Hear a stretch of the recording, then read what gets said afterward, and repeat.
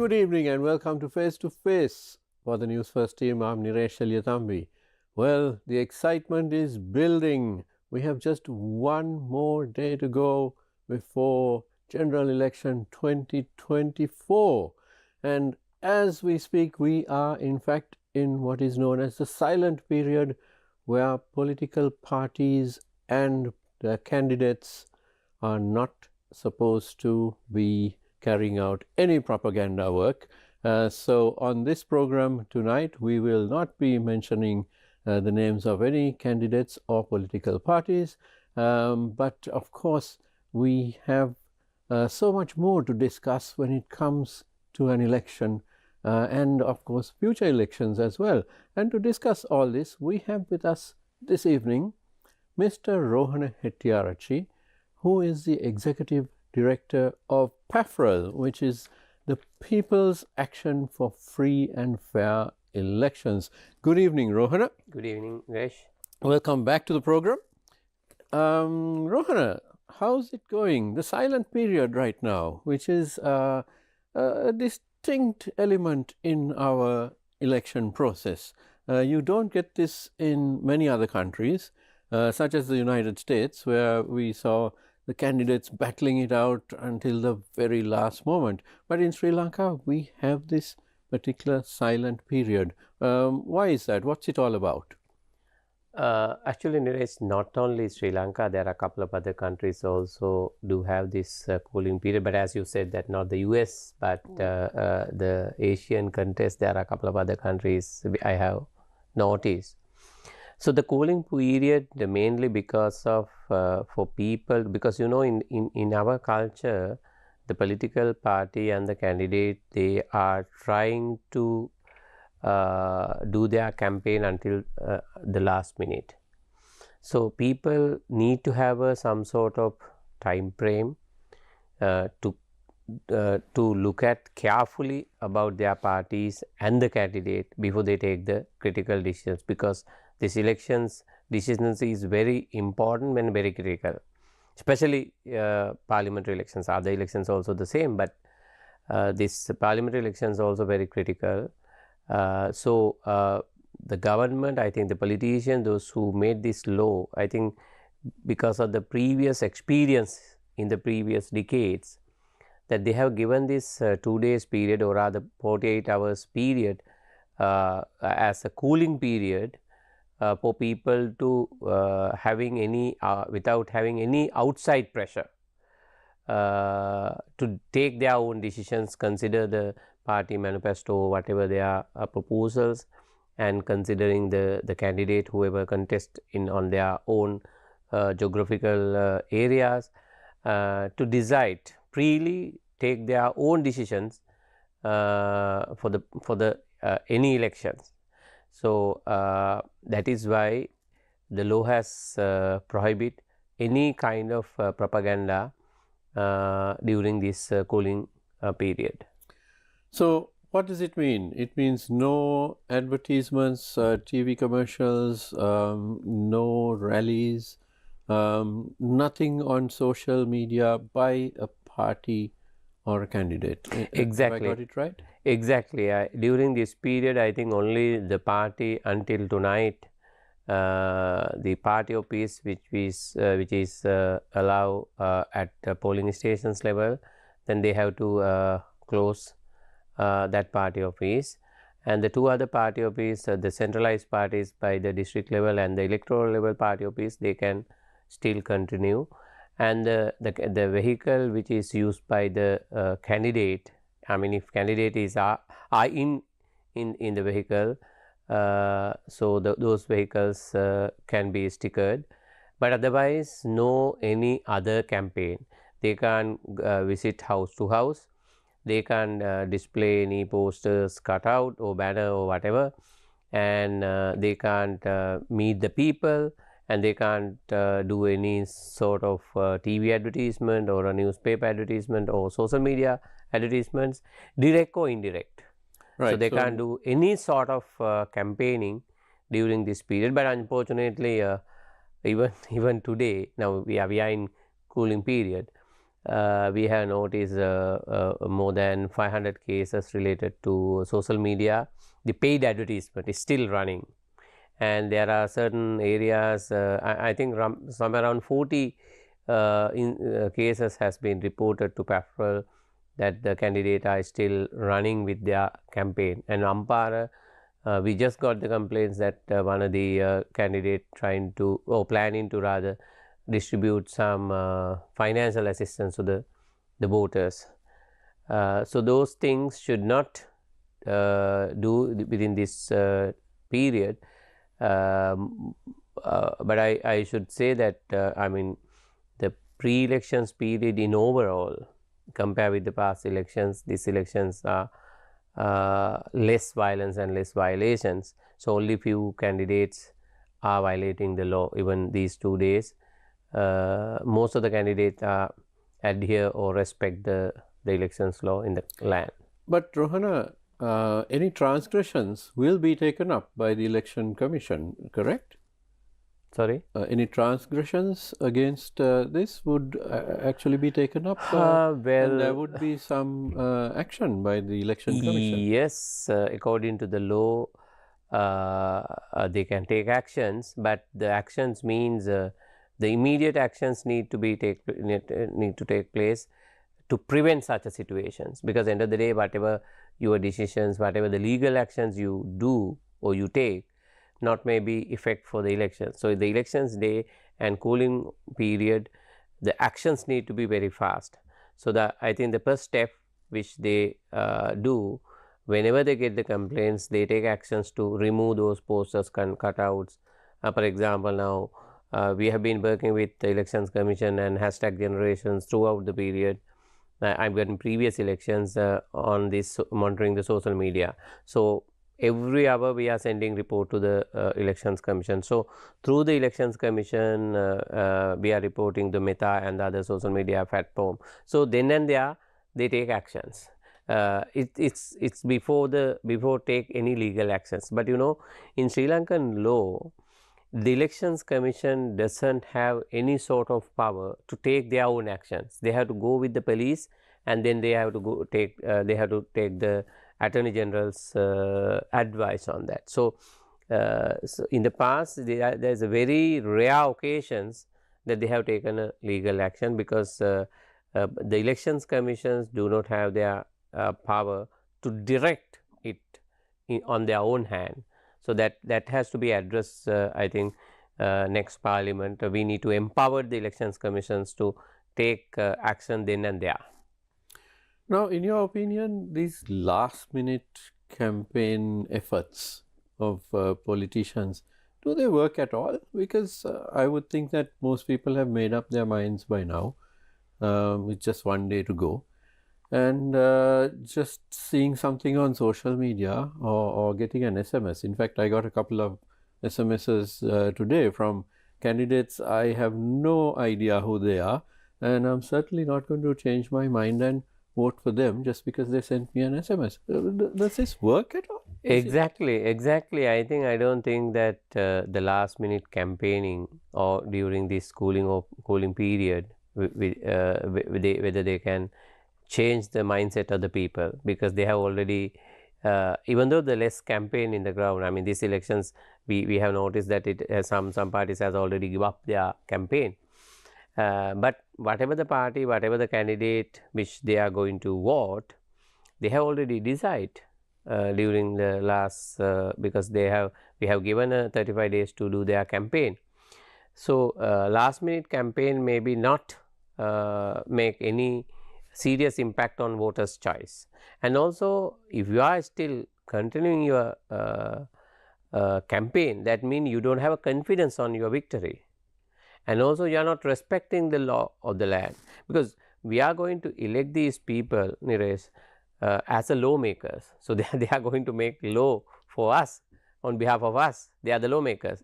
So if you are going to select as a lawmaker, you have to respect the law of the land. You can't start off being a lawbreaker. Exactly. So I think people will realize, I mean, not like in the past. I think in the previous elections we have learned that the politicians made a big influence to the voters for their choice. Now you can't cheat the voters also. I mean, the political culture and the elections culture has changed in certain extent. It is changing, of course. So therefore, I think you can't fool the people, you can't fool the voters just doing some campaign only the last minute, and bribing the people also not effect now. I mean, I think the last election we have noticed that the presidential elections, so many effort made by the government party and utilize the government resources and the power. What was the result? So therefore, it is not easy to cheat the people now.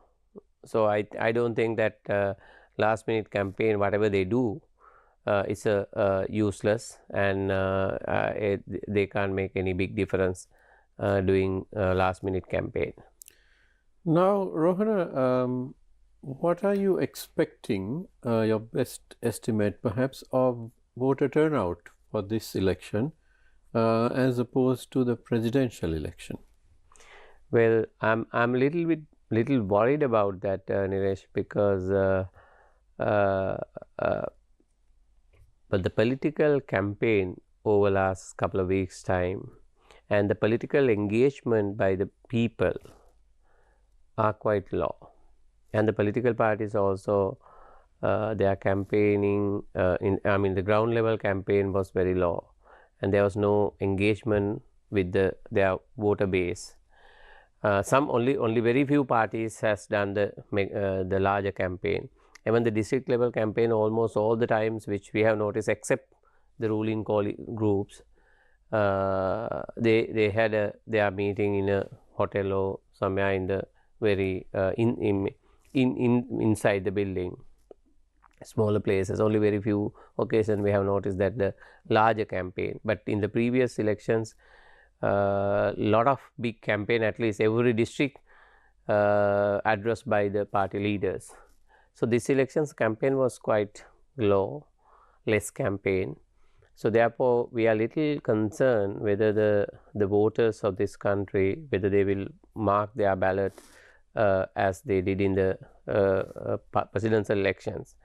Generally, the voter turnout in Sri Lanka in the previous experience, the local elections, it is somewhere around 55 to 65.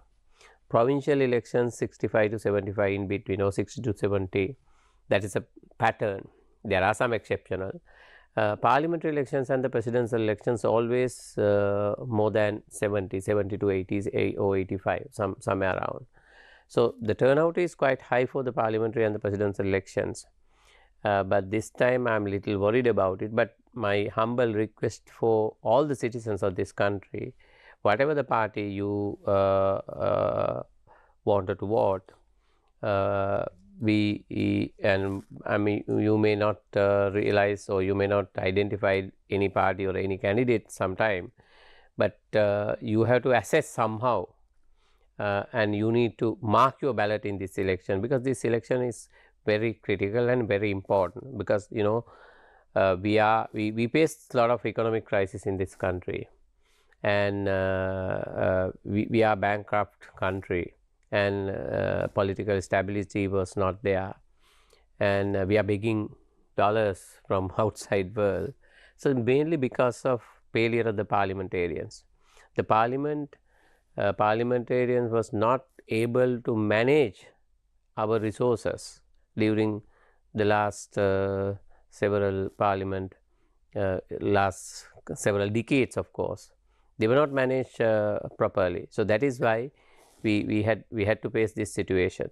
So this is the time where we need to select the right people, those who has that capacity as a lawmakers, as well as the managers of our resources, and also the policy makers. So those are the main functions or the main role of the parliamentarians. So the previous parliament, they were failed to do that.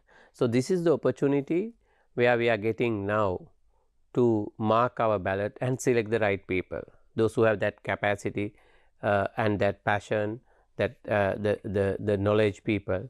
So therefore, we humbly request all the citizens, whatever your political mindset, but please go and mark your ballot you can select the best party out of the 49 political parties are already in the list, already in the ballot paper. So you can select either party or a independent group, and then you can select your preferential candidate. Rohana, what about the number of parties and the number of independent groups? Is it higher than usual, about the same? What's the situation? Yes, I think it's every elections we are getting the higher numbers. Even the presidential election was the same. The last time 35, this last immediate last 38 candidate, and the parliamentary elections also. This is huge. Actually, 49 political parties are contesting. Generally, 20 to 30 parties are contested in the previous elections, and 284 independent groups. And altogether 8,888 candidates are contesting across the country from the different party and the different independent groups. So this is the huge number. So you may have a choice. So each party do have, I think each party do have some credible candidate, those who have that caliber, those who have that capacity, knowledge to be a parliamentarian. So whatever the party you select, I think there are some options. So more options are open in these elections. It may be challenging also sometime, but people can choose one of them. 8,888 candidates. Yeah. Sounds like some kind of lucky number, actually. Exactly. Yeah. 8888. But be that as it may, 49 political parties, 284 independent groups. Exactly. Some of these parties and groups are not actually contesting nationally in all 22 districts. Some are limited. Some are actually maybe 15 to 16. And a few are, I think, even contesting just one district. So that's why you have so many independent groups. But Rohana, let's look at the pattern we see. Now, the people of this country for the last 3 years or so have demanded system change, and they're getting it for the most part, I think. Many of the candidates are younger, so you're likely to see a drastic drop in the average age of MPs in Parliament, I think. And a lot somewhere around 60. A lot of the older MPs of the last Parliament are not running at all. So some of these people who are in their 60s, 70s, 80s will be staying at home. And many of those who have been identified or perceived as corrupt are also not running. So that's another tick box on the wish list of the people, that the number of corrupt politicians will be less, hopefully. Of course, one can't tell whether the new set will be any better than the old, but we live in hope. So there's a lot of good things happening here. Of course. I'm really happy as observers. I have been in this sector almost 2.5 decades or nearly 3 decades. So I have observed the most violent elections in the past. So I have seen how the government, how they misuse the government resources and the government power in the past. And I have seen what kind of politicians which was led the country, and how they grab the public money for their own purpose. So these elections, with the last presidential election, I think we can't say even in the last president. I think it's a journey now. I think you can remember, Niresh, now we, after observing elections decades and decades, we wanted to change the political culture. We start this March 12 movement. We introduced the criteria for nominations, and we introduced a scorecard for voters to assess their candidate, and we try to influence, or we try to educate the voters to take informed decisions by their own. So this is the journey. We also part of that journey, And we started this changing the political culture, changing the election culture. Now both have started, and we can happy the last up to the last presidential elections, it was quite peaceful elections. And only issue which we have noticed in the previous elections, the misuse of the government resources and the government power.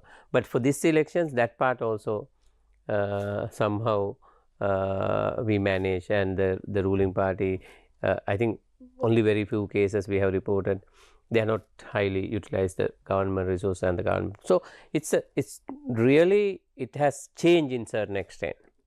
So the as you said, that the oldest politicians, or rather those who have been in parliament decades, several decades actually, and now I heard some of the politicians were talking about the experienced people. Of course, that's really important. Experience is really important. It's we can't neglect that. But what they have done with their experience over decades, and some of these politicians, those who are not contesting these elections, they have been in the parliament at least 30 years, 40 years, 6-7 terms. So what they have done, but end of the day, we end up with bankrupt country, and we went to IMF. I think this is the 16th or 17th occasion. So the experience doesn't make change for the public as they expected. They were not able to change the people's wishes or people's expectations. I'm not saying that they have not done anything. I mean, if you look at our earlier days, 1980s and present situations, I mean, we can see a lot of roads, highways, buildings, so that's there, and certain developments also took place. But compare with the time, compare with the loans which we have taken, whether they have managed it properly. So then these elections, there are a lot of opportunities for the newcomers. There are all the parties, I think, not only the main parties. I think most of the parties, they are coming with the new candidates. And there are a lot of new parties also came into the politics. But I don't know why these so much of political party are contesting, whether they are whether they all think that they can go to parliament in a very easy way. Maybe the reason because of, you know, this nationalist opportunity somehow, if they get manage to get some around 100,000 votes across the country, so that means 5,000 from each district something. So at least they can get one seat for nationalists. Maybe that may be the reasons some of the parties are. Otherwise, too much of party without having political background or previous political experience. There are a lot of newcomers are coming. Nothing wrong with that. That's the beauty of the democracy. But sometimes it's make unnecessary burden also for the public to select their people. Now the ballot papers is so long, and they have to go with the double line. So there are a lot of challenges also which we are facing. But it's anyway, it's a beauty of democracy. But we need to think about those things also for next parliament. I think we need to think about some reforms on that. Now, this lack of experience with so many new candidates expected to be in parliament, will that, in your opinion, will that be an issue where perhaps lawmaking is concerned? Or actually, I get this feeling, having watched parliament for several decades, I get this feeling that most MPs never really cared about lawmaking. It was just the seniors in the major parties who actually brought the bills to parliament, and they told the others how to vote. And basically, most MPs didn't really care, and many of them actually didn't even bother to read the bill which was before them, and they simply raised their hands according to the party leadership's wishes. Party positions, exactly. I think it's really good questions. And if you look at the previous constitutional reforms, and always we are talking about this 17th Amendment, 17th, 18th, 19th, 20th and 21st Amendment. This completely opposite one to other.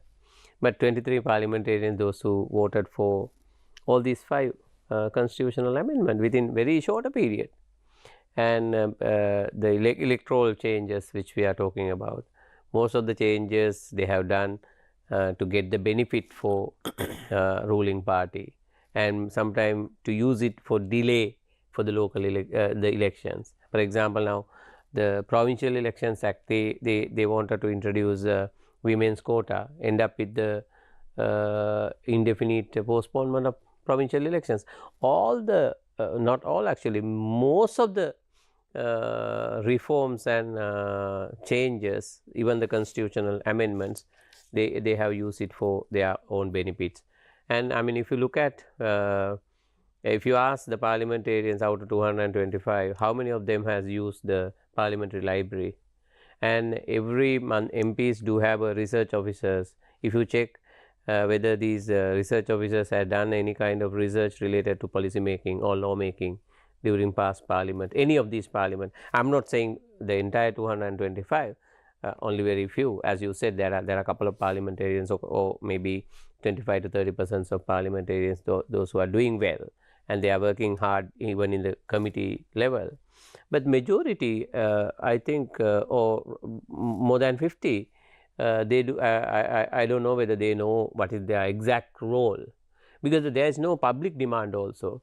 The public also think that if they are doing something in their locality, if they are building houses, building roads, building schools, if they are engaged with their day-to-day things, if they are offering job opportunities, so they are happy. The public also happy. That was the situation. So the politicians also never think about their actual role in the parliament. Sometimes, I mean, it's good to do a research with the parliamentarians, whether they really know their duties and function as a parliamentarians. So the experience is matter, but I mean, let's take schools. The principal, the thousands of students controlled by the principals and the teachers, right?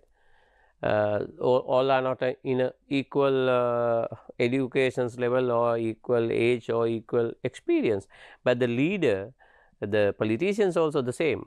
I think if we have a quite experienced good leaders in the parliament, they should manage. I mean, they do it for their benefits. So whatever the law they pass, if it is against their party leaders, something, their future career, whatever related to their game, they nicely convince their party groups and they get it passed, or they will not allow to pass also, the both way. So they are quite good, quite nice, quite experienced for that. But what they have done the country, those experience. So experience is matter, but experience for what?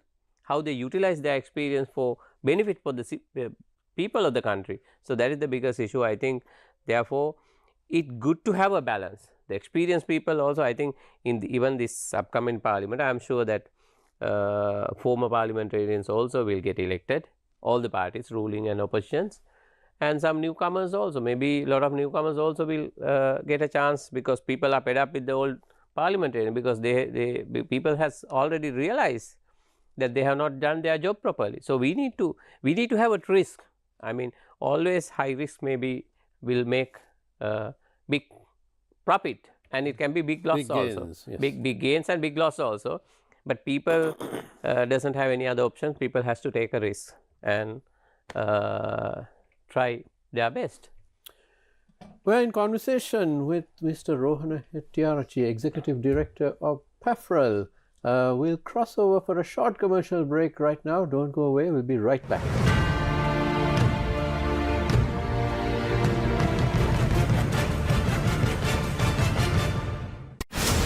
First in your heart, Sri Lanka's #1, the Sirasa Media Network. ජාතික මෙහෙවරින් අපි කතා බහ කරන්නේ පුරුෂ පාර්ශවයට කාන්තා පාර්ශවයට වෙනසක් නැතුව ආයුර්වේදයට අනුව ලස්සන වෙන්නේ කොහොමද කියලා. හොඳම මොයිස්චරයිස් එක තමයි කොමඩු. යම්කිසි වයස් මට්ටම් වලට පැමිණෙනකොට ඇතිවෙන බෝ නොවන රෝග තත්ත්වයන් තුලදී කොයි ආකාරයෙන්ද ඇස ආරක්ෂා කරගන්නේ? බහුලවම අන්ධභාවයට පත්වන රෝගී තත්ත්ව ගත්තොත් ඇත්තටම ලෝකයේ ලංකාවේ දෙකම නම්බර් 1 ඇත්තටම තියෙන සුද ඇහි සුද. නිරාමිෂ සිතුවිලි වලින් තමයි පිබිදෙන්නේ. ඒනට ප්‍රශ්නේ ටික වෙලාවක් යනකොට වෙනස් පැත්තකට යන්න පුළුවන්. මූලික අරමුණ සියදිවි හානි වැළැක්වීම වුණාට ඕනම කෙනෙකුට ඕනම ප්‍රශ්නයක් ඕනම ගැටලුවක් ගැන කතා කරන්න අපිත් එක්ක යොමු වෙන්න පුළුවන්. ජාතික මෙහෙවර සතියේ දිනවල උදෑසන 11ට.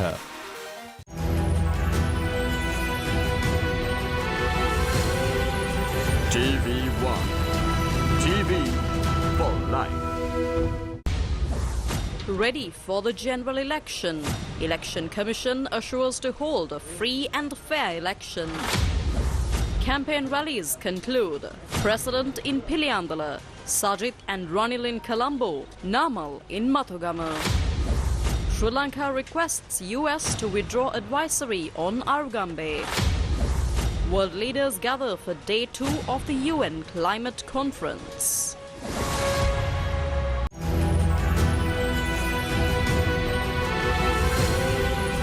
TV1 TV for life.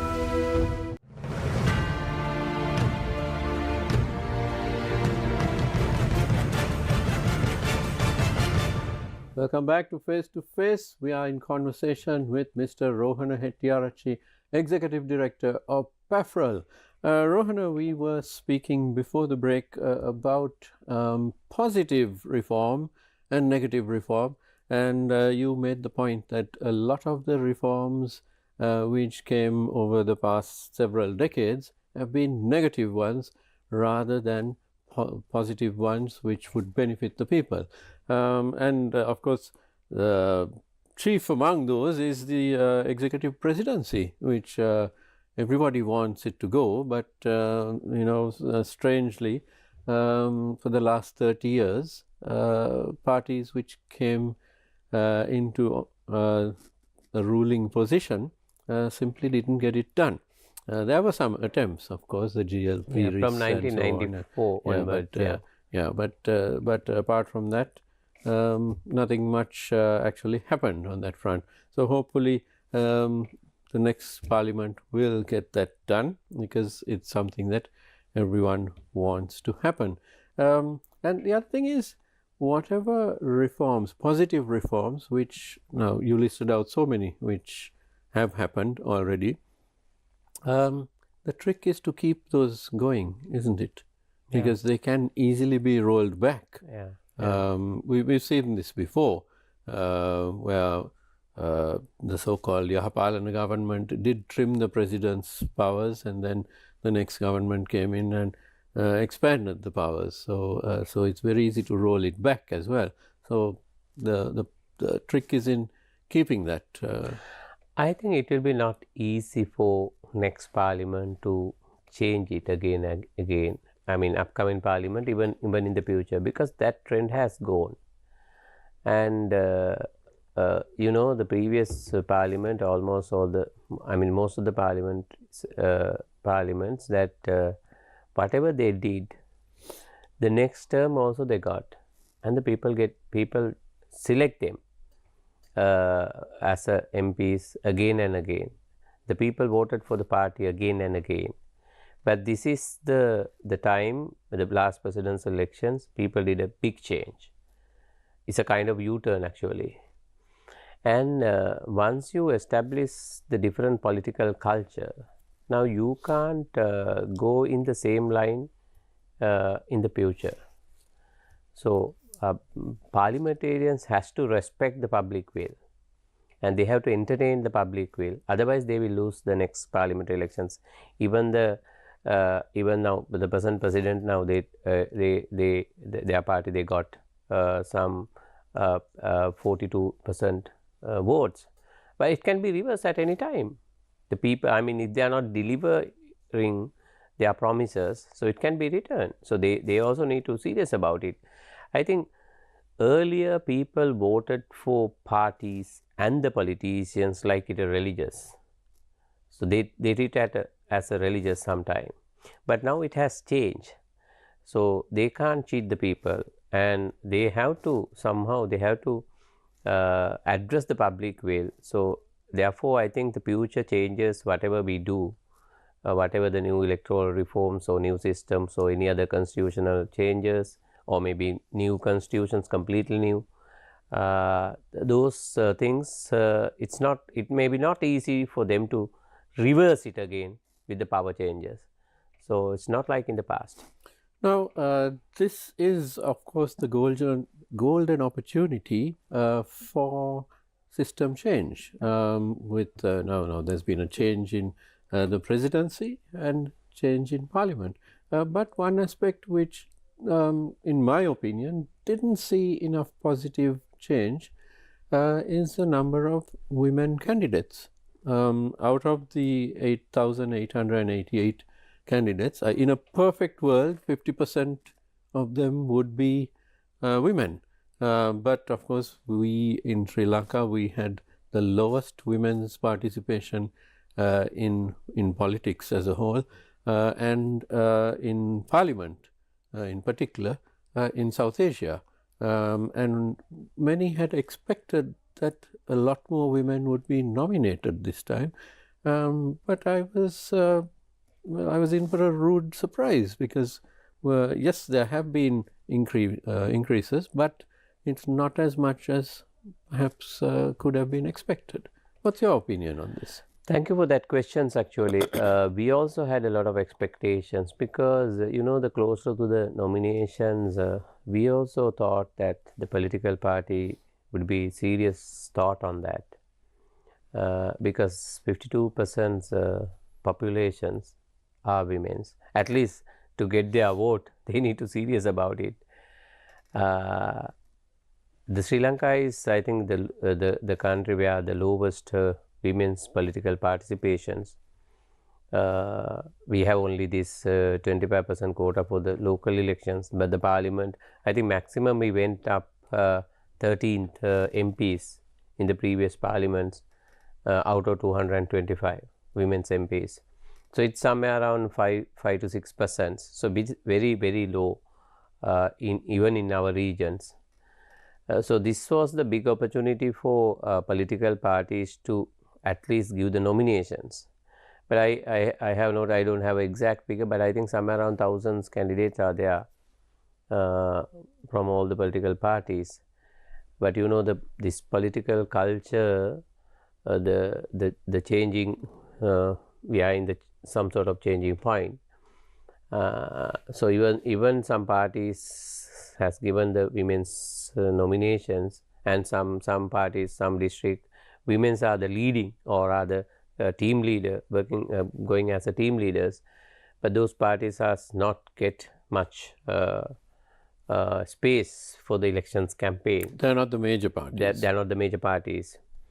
So therefore, we do not know whether they will get, because it's a political change.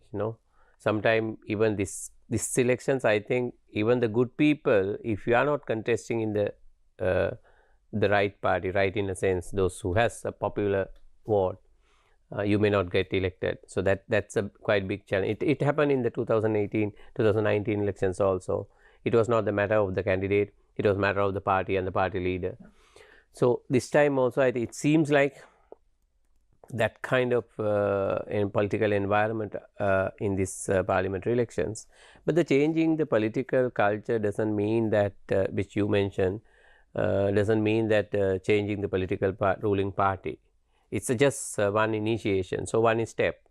I think the changing political culture, the elections culture, is a long journey. So we started that with the presidential elections, and we have to continue with that. I think to do that, the important point is the voters, the populations. They need to change their. They need to actually the highly politically educated. I mean, Sri Lankan people are educated, but not in a political way. So we need to have a political educations for them to do their citizens' role. I mean, most of the elections we know that people vote for the party and they give up and they don't do anything until the next elections. So we need to educate, we need to empower the people to do their role as the citizens. And the system change, which we are talking about, the system change, the government structure, bureaucracy, corruptions, law and order, economy, agriculture. There are so many areas where we need to address within the next 5 years period, because everything is priority now with this the crisis. But the economy may be the first priority, and but everything should be the first priority should be the governance.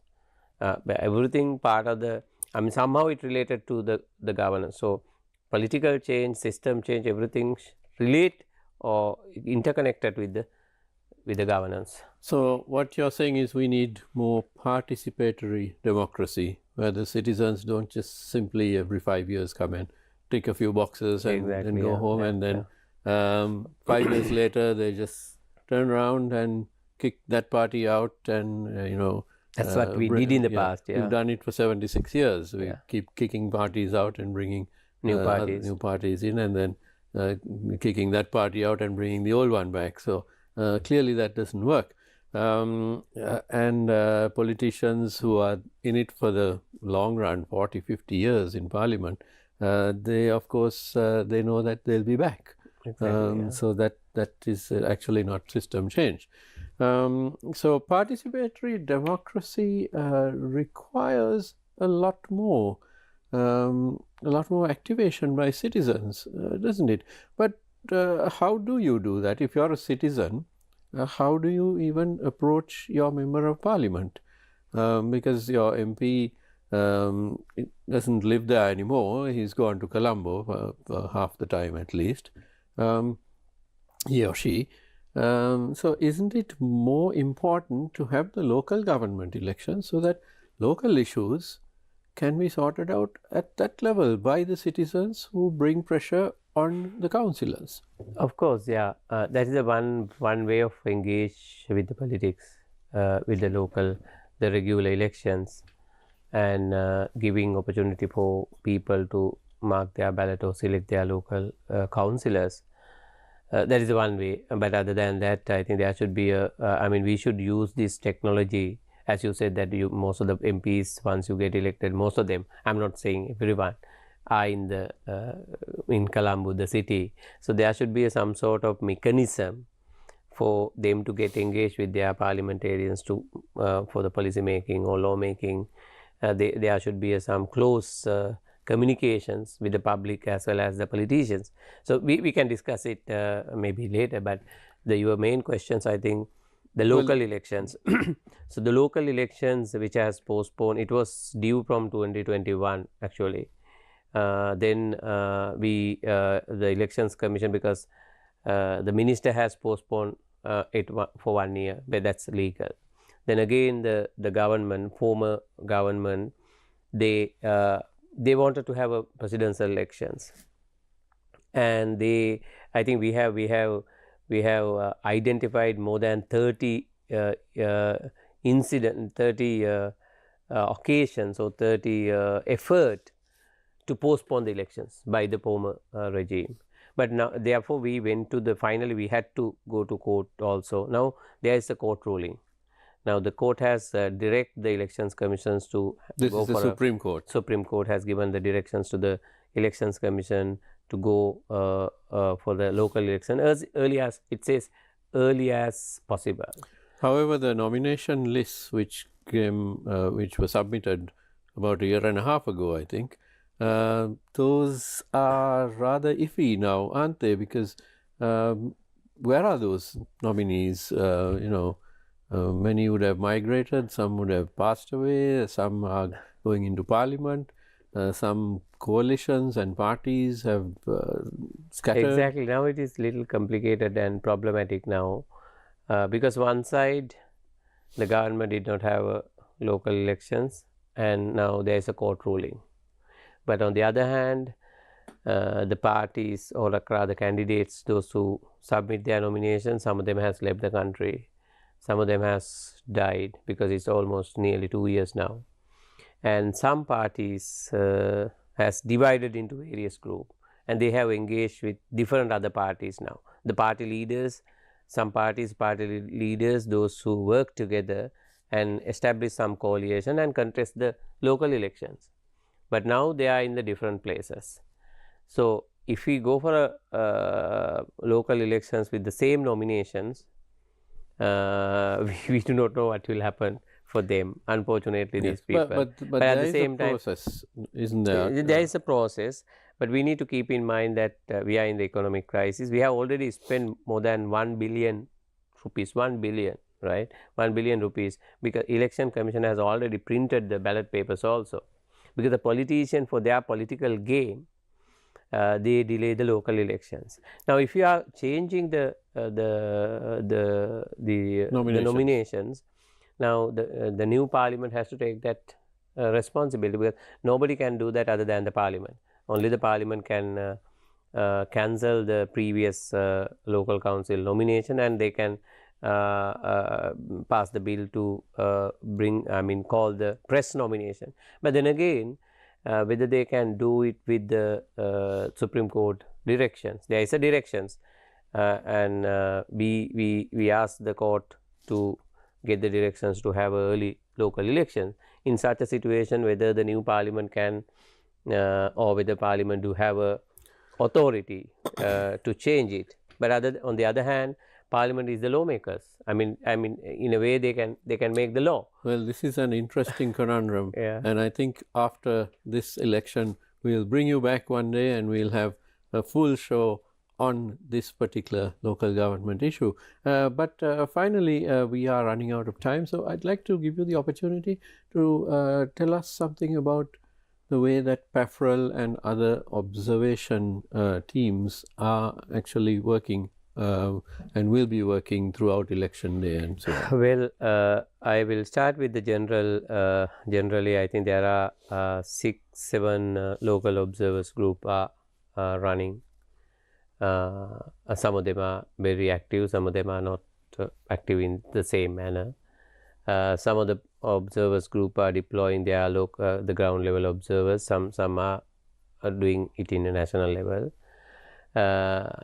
So I don't have exact figures how the other organizations are doing that. But when it's come to PAFFREL, now PAFFREL start our observations immediately after the nominations, or we can say with the nominations also.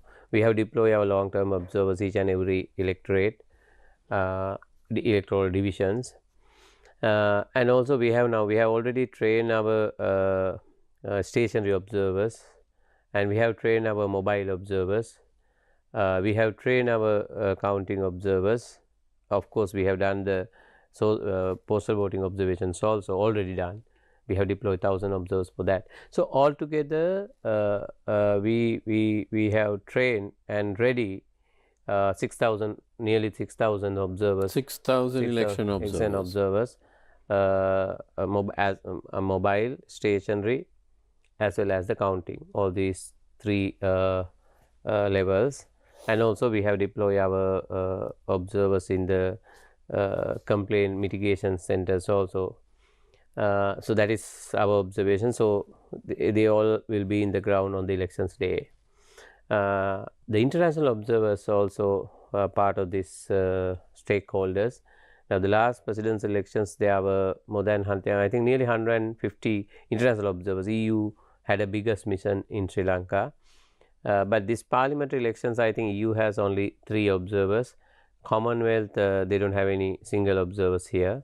But for Asian Network for Free and Fair Elections, because I am the chair of that organization, so I know the real story. So they have the big team here. They have already deployed 30 observers across the country. They were here last 2 weeks. In addition, I learned that the Elections Commission also invited PEMBOSA. PEMBOSA is the elections management bodies groups, which is led by, I think, started by Bangladesh Elections Commissions.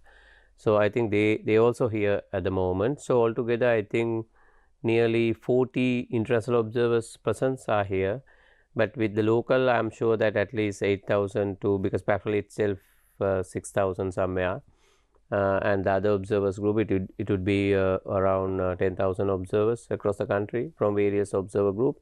So these elections, but I don't think that we do have something to monitor, because it's really smoothly run this pre-elections period. So elections day also, we hope that nothing will change. Yeah. Well, we certainly hope so, and we expect a peaceful election. I'm afraid we are out of time. My thanks to the Executive Director of PAFFREL, Rohana Hettiarachchie. Thank you very much for being with us with your busy schedule these days. Taking me here. And thank you to you at home for watching. Don't go away, because the news is coming up next. Have a good evening.